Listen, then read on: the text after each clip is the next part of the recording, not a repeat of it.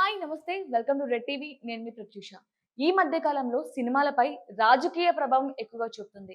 అయితే ఎన్టీఆర్ గారు నటించిన వార్ టూ సినిమాని ఆడనివ్వం, ఎన్టీఆర్ ని బండబూతులు తిట్టినటువంటి ఒక ఆడియో సోషల్ మీడియాలో హల్చల్ రేపుతుంది. అయితే ఈ ఆడియోలో ఒక ప్రముఖ ఎమ్మెల్యే వాయిస్ ఉందంటూ కూడా వార్తలు వస్తున్నాయి. అయితే ఈ ఆడియోలో ఉన్న రాజకీయ నాయకుడు ఎవరు? అసలు దీనిపై జూనియర్ ఎన్టీఆర్ అభిమానుల స్పందన ఏ విధంగా ఉంది? అన్ని కూడా మనం ఇప్పుడు తెలుసుకుందాం.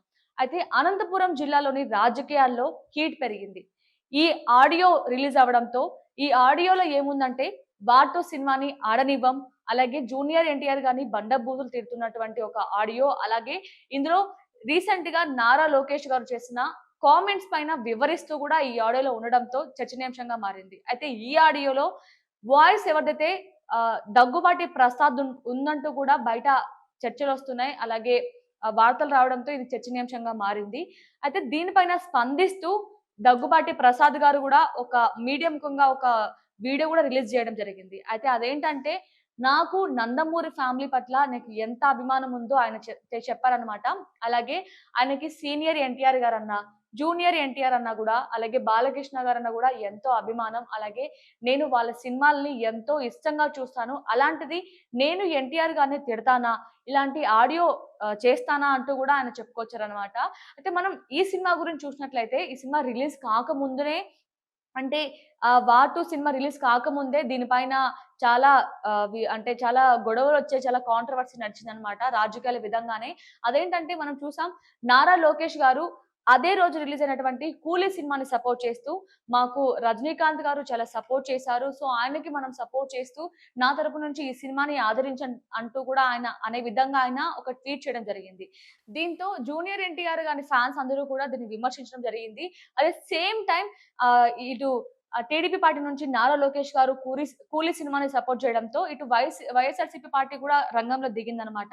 వాళ్ళు కూడా సేమ్ టైమ్ ఇదే ఛాన్స్ అనే దొరికింది ఛాన్స్ అంటూ ఇటు 'వార్ 2' సినిమా కూడా సపోర్ట్ చేయడం జరిగింది. సో, ఈ సినిమాల మధ్య కూడా మొత్తం ఇటు టీడీపీ పార్టీ అలాగే వైఎస్ఆర్‌సీపీ పార్టీ కూడా ఇన్వాల్వ్ అవ్వడం జరిగింది.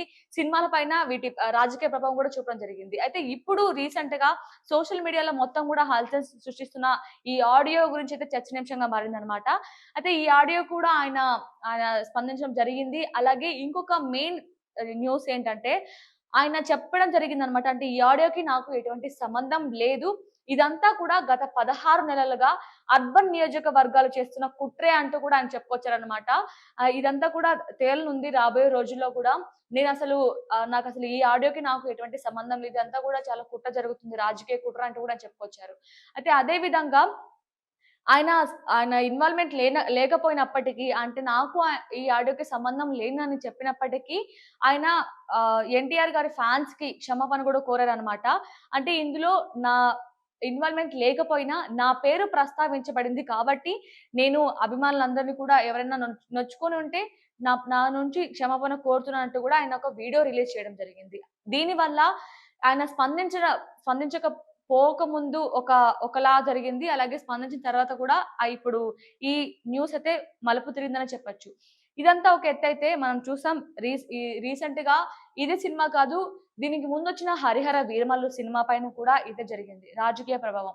అయితే ఈ సినిమాని 'హరిహర వీరమల్లు'ని ఆపేస్తాం అంటూ కూడా పవన్ కళ్యాణ్ తిట్టడం జరిగింది. అలాగే ఆ సినిమా గురించి విమర్శించడం అన్ని చూసాం.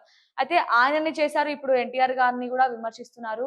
ఇవంతా కూడా మనం చూస్తే అసలు సినిమాలకి, రాజకీయాలకి సంబంధం లేకపోయినప్పటికీ, రాజకీయాల్లో ఉన్న వ్యక్తులు సినిమాల్లో ఉండడం వల్ల ఇలా జరుగుతుందని చెప్పొచ్చు.